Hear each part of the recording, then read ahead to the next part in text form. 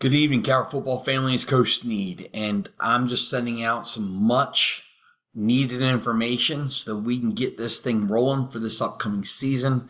I'm excited. We're coming off a great summer. The kids have done a great job this summer getting themselves ready. The energy, the effort, the enthusiasm that we ended the summer off with the youth camp and Shepherd camp, just makes me so excited to be a part of this. And your kids have just done a phenomenal job of being just uncommonly great young people. The way they've served the community and the way they take care of each other has just been something no less than awesome. And so I want to provide the information for things that we need to focus on over the next 10 days leading up to equipment issue and the first day of practice. This should answer most of your questions. If there's any other questions you have, you're always welcome to text me or email me to ensure that you get everything locked in, and that way our kids can understand things and be ready and prepared for whatever's coming out in front of them. So we'll jump right into this PowerPoint here that I want to share with you guys, and we'll move right into everything. Here's the information that if anybody wanted to get a hold of me, this is how you can. This is my email, and then of course this is my phone number, cell phone number. Feel free to use those two resources to get a hold of me whenever necessary. All right, so first off and foremost, this must be done prior to equipment issue. You will not get any equipment handed out to any players who are not properly registered in our school. This registration process is pretty familiar for most of our parents and kids because if they've been in the program, they've already had to do this in the past. So they'll jump in, they'll use their old ID, and they'll ensure that all the information is current and up to date, and then they'll upload their physical. Now, if their physical is still current, because most physicals last for 14 months, all right, they would have to upload the same physical they had before and then make sure they put on their calendar when they've got to get a new physical because that physical could be coming up in the fall. Our recommendation is to always get a physical during July because then you're always on that cycle and you just get a new one each July.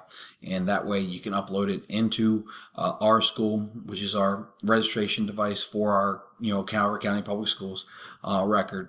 And you're good to go.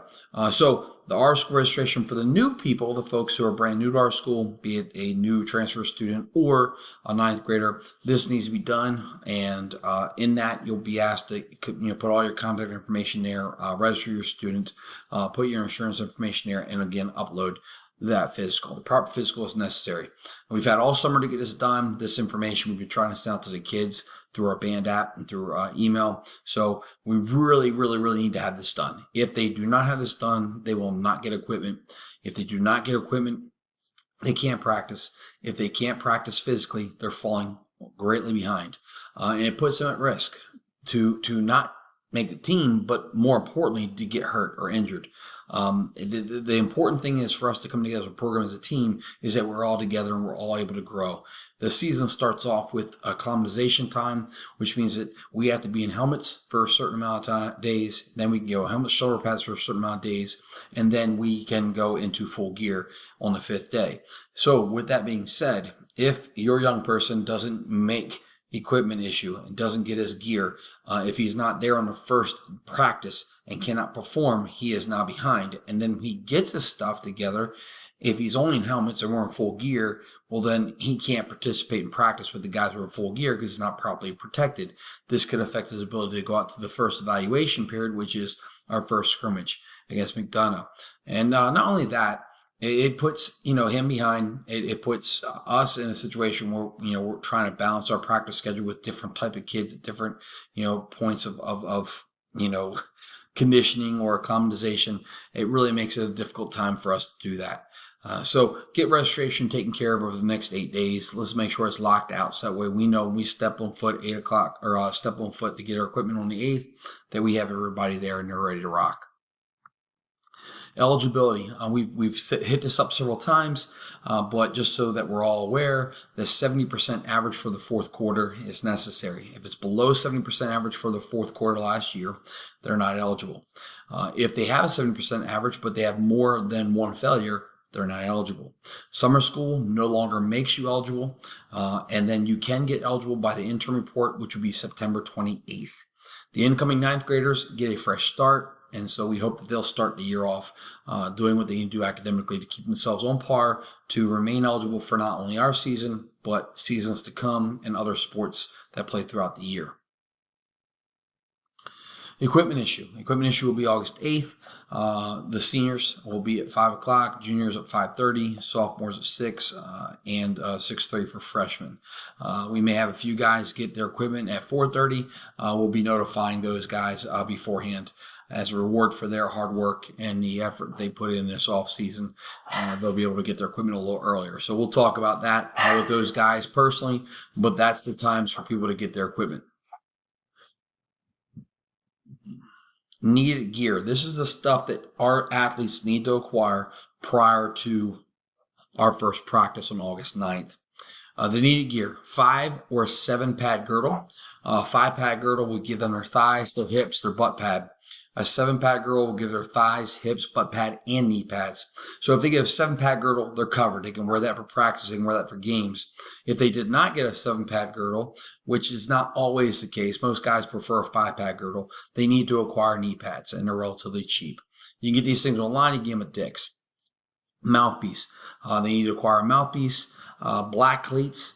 White logo is acceptable, but nothing too flashy. This is all part of the uniform. We want to be all together in one, looking the same, and we don't want to draw attention to ourselves. A gold practice jersey. Gold jerseys from previous years can be worn. Many of the guys will be doing that. But for those needing to acquire a gold jersey, we will have them for sale on Equipment Day issue for only $25. Optional gear. Gloves. If young men want to get gloves, it's fine. Black, white, gold, or blue is acceptable. But again, nothing flashy. No multicolors, just plain black, white, gold, or blue. Hot or cold base layer gear, stuff that we wear under our uniforms is okay. But again, plain black, white, blue, without large logos or designs. All right. We prefer nothing baggy because those affect the ability for us to hold on to the footballs and things like that. So again, to be in line with the uniform, we want to make sure that we're geared up that way. Eye shields, a lot of kids ask about that. They're okay as long as they're NFHS approved. White chin straps, if the kid wants to buy his own chin straps, we have chin straps to supply to our kids, but if they want to buy their own, it should be all white. What we provide. We have reconditioned helmets and shoulder pads. Every year they go out, they get reconditioned, we bring them back. We're going to have an inventory of over 100 helmets, and each helmet is going to be no less than 9 years old. So there's helmets that are going to be brand new. There's some helmets that are 2 or 3 years old. We have top of the line, high ranking helmets. We always do. And this is different than youth because a lot of times the youth helmets are constructed totally differently. That's why they're not allowed to be used at the high school level. Our helmets are the same helmets that you would use at the collegiate level and to a degree the base level what pros use. But they are above and beyond what the base level recommendations are for high school sports. Each helmet that we've had when we purchased them have been well over $300. And so your kids will be in the best gear that we could provide. All reconditioned, all retaken care of. We will get emblems and stuff on helmets as the season goes on, leading up to the first game, but they'll all be uniform and they'll all be in great shape. Shoulder pads, same thing. We'll have a large inventory of shoulder pads that fit your kid's needs. If your kid has his own shoulder pads he'd like to wear, that's fine. We recommend that they bring them in when we're doing an equipment issue to ensure that we can test them out and make sure that the shoulder pads fit their body the correct way. Practice pants. Practice pants we will provide as well. Everybody will wear blue practice pants, and your young man will be required to turn those back in at the end of the season. We weekly launder the game uniforms and pass them out. The JV, or the gold team, will have 3 different pants, 3 different jersey types. The blue team, the varsity, will have 3 different jerseys and 3 different pants as well. The practice schedule, okay? This is important. We have essentially 14 practices and 2 scrimmages for the preseason, and every one of them matter. And at this point, we would expect all of our kids to understand that when we start going to practice, that each practice is mandatory, and they will be at each one of them. We're hoping that at this point for the next week and a half that our young men take care of all their school shopping needs and clothes shopping needs that they have for the upcoming school year, so that way they can be embedded with their team. Why is that important? Well, it's important because if they're not there, they don't learn their assignments and they could be letting their teammates down. If they go the wrong way, this could lead to an injury to someone else. Also, a lot of times, young men want to understand where they stand on the rank system, how they are on the depth chart. Well, not being at practice means that you can't show your value to the team and how well you play. And so again, we want all of our players to be there for each practice. If a young man is injured, we don't ask them or require them to practice if the injury doesn't allow them to practice, but being there can allow them to get mental reps and allow them the ability to continue to learn and grow. There's so many things that go into this game that our guys can still benefit from even when they can't necessarily physically go and perform. We spent a lot of time this summer getting ready and conditioning our guys, and we will condition our guys during the season as well. And so, with that being said, if a young man is getting himself ready for the next couple of weeks or continue to stay in shape from what they did this summer, we could expect them to be able to go out there and perform. But yet they're still going to have days in which they're going to be uncomfortable using muscles they haven't used in a while. The worst they can do is just sit in bed and take a day off because, that soreness they have isn't going to go away by itself. You got to work through it, and that's part of the conditioning process, and it's part of that commitment to the team. And I think you'll find, like we were just at Shepherd, and we had 6 practices over 3 days. One day we had 3 practices, and our kids they just played and enjoyed themselves so much and had so much enthusiasm and energy because they enjoyed being with each other. They enjoyed doing things. And our coaches coach at a high level. That includes a lot of positivity. And I think the kids rallied around that. And I didn't see a slowdown in their effort and energy, no matter how hot it was or how tired they were, how fatigued they were. So I think it's a testament to the culture of our program and the type of young men we have. And how important they understand and know it is to go out there and use the day that we have to be the best versions of ourselves. And so you look at the practice schedule here. This will be, of course, included in the email. We have some days where we'll go 4:30 to 8:30. That's the typical schedule. You can see in the first 4 practices, those schedules will be used or those practices will be used for our acclimatization. And then, of course, when we get to Monday, the 5th, 4:30, 8:30, that'll be our last acclimatization day, and then we'll be able to go full pads and get ready to rock and roll. We do practice on Saturdays. That's going to be kind of the deal throughout the preseason.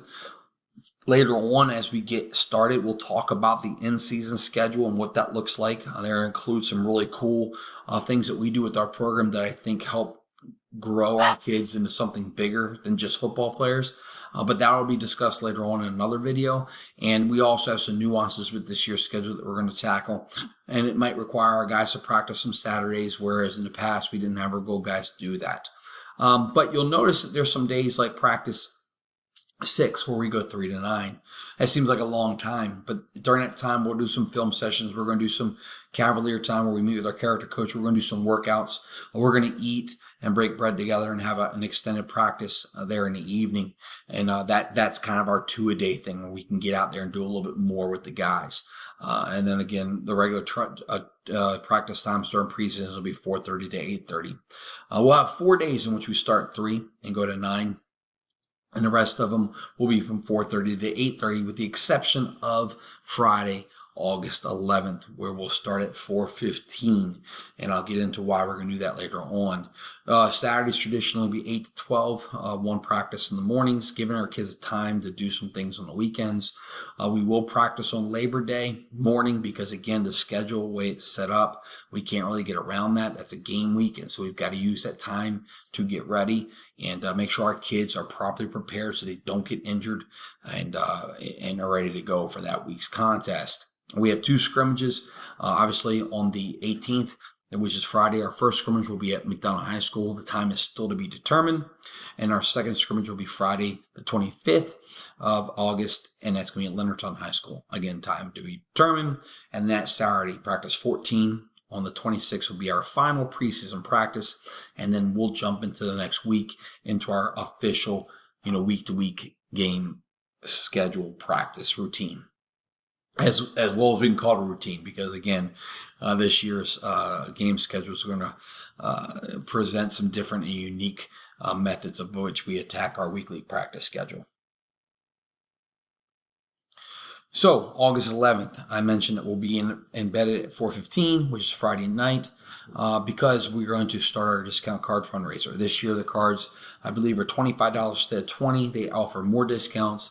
They also offer greater incentives and resources back to us since they are a little bit more. The goal is for our kids to sell at least 20. There are incentives for kids selling 10 in a certain time period, 15, 20, and 30 and beyond. We typically, for our seniors, if they sell 30, they get, their helmet. This fundraiser helps with our weekly pregame meals, upgrading and filling in our uniforms when necessary, purchasing equipment, and upgrading sideline and program technology. This stuff is vital. This is one of our big fundraisers. We have two. This one is obviously one of them, and then the other one is our mulch sale in the spring. We just give a lot to our kids. You'll find that our kids regularly are participating in things that we're able to do with them, and it includes most of the time feeding them and giving them things that they need to have or want to have, just to make our program special. And those things don't happen without the financial resources that we are able to acquire through these great fundraisers. And because we do that, we want our kids to own the program and basically have some sweat equity in it. So we feel like when they're able to sell and do the things they do like this, we want to give back to them, and we feel like that's a benefit to them for doing the hard work that they do to help us be financially squared away. All right, so players. Players at this point need to text me their email, so that way I can use that for the purpose of creating a huddle and a first down playbook account if they haven't got one already. They need to come each practice with notebooks and writing utensils. They need to bring large water jugs, not small water bottles, not sharing someone else's. They need to have their own water jug, so that way they can drink water constantly whenever they need it. We'll be able to refill them, but those kids need to have their own water, need to be accountable for that. Because again, like when we roll for practice, we don't take quote unquote water breaks. We want the kids to have their water jugs with them, so that way when they're feeling that they need a drink, they can drink. Because we may give a water break, and then that kid's not necessarily thirsty at that time. He might get thirsty later on. And so instead of us having to slow down practice and water breaks, we want the kids to drink and hydrate constantly. When we have the longer meetings or the longer days or even the short days, we ask our kids to bring food and bring snacks. They're not going to do Uber Eats. They're not going to leave campus to go get some food. They should bring stuff with them so they have some food to eat while we're meeting in the classrooms during the preseason. They need to have proper workout attire, which includes the workout shoes, t-shirts, shorts, and this does not include Hey Dudes, slides, or Crocs. Those are not proper workout, shoes. They need regular tennis shoes on top of having their cleats, shorts, and t-shirts. That way they can get the most out of training. So with that, I hope that answers most of the questions. This video will be something that you guys can go back and refer to. I'll put the information that I've covered in this video in the email that I'm sending out as well. It will be on our Band app. I ask that you get on Band app. Your son get on Band app as well. I ask that you guys are regularly listening and checking those Band app notifications. Set the notifications on so you're regularly seeing them. Look us up on Facebook, Instagram, Twitter, so you can see some of the things we share there.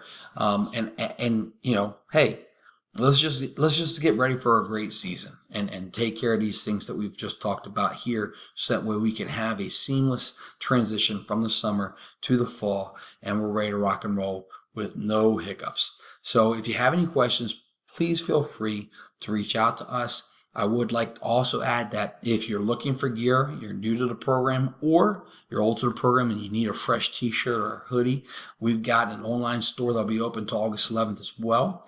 And so make sure you hit that in the email, so that way you can get your fresh gear for the upcoming season. With that, I can't wait to see you guys soon. I love you. I'm out. Boom.